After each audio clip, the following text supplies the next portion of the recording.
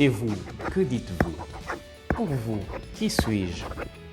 Je nous propose de méditer aujourd'hui sur cette question que pose notre Seigneur Jésus-Christ à ses disciples dans l'Évangile d'aujourd'hui.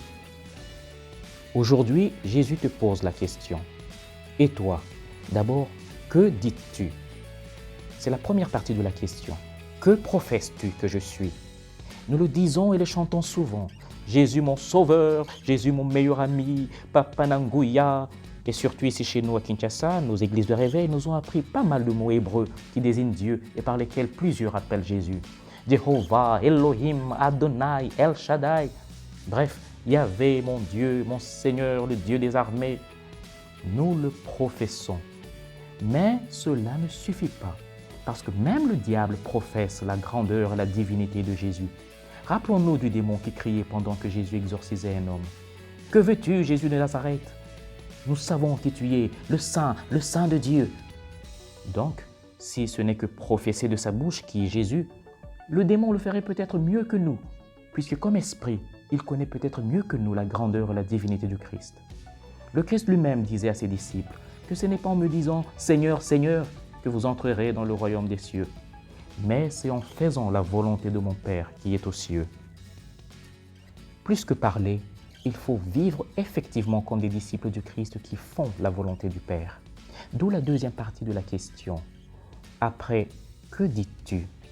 Jésus ajoute aujourd'hui, « Et pour toi, qui suis-je » Autrement dit, qui sommes-nous pour lui?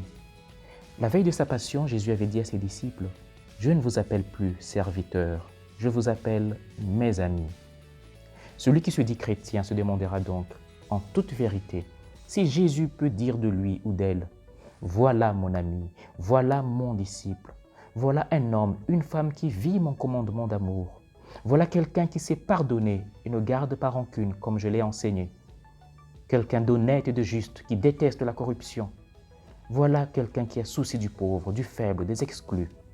Voilà mon disciple qui sait aimer et servir Dieu et le prochain en faisant la volonté de mon Père, à mon exemple. Mieux vaut ne pas aller à l'église et vivre comme un athée qu'aller à l'église et détester les autres, disait le pape François. Et j'ai même envie d'ajouter, mieux vaut un athée juste, honnête, qui sait pardonner, aimer et servir les autres, qu'un chrétien corrompu, égoïste, hypocrite et qui manque de miséricorde. La connaissance de qui est Jésus est un don de la grâce de Dieu. Comme Jésus le dit à Pierre, ce n'est pas la chair ni le sang qui te l'ont révélé, mais mon Père qui est aux cieux.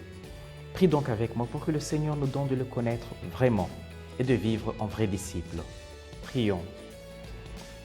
Dieu notre Père, donne-nous une connaissance profonde et intérieure de ton Fils Jésus-Christ, pour mieux l'aimer et le servir avec empressement. Amen. Bon dimanche chez vous.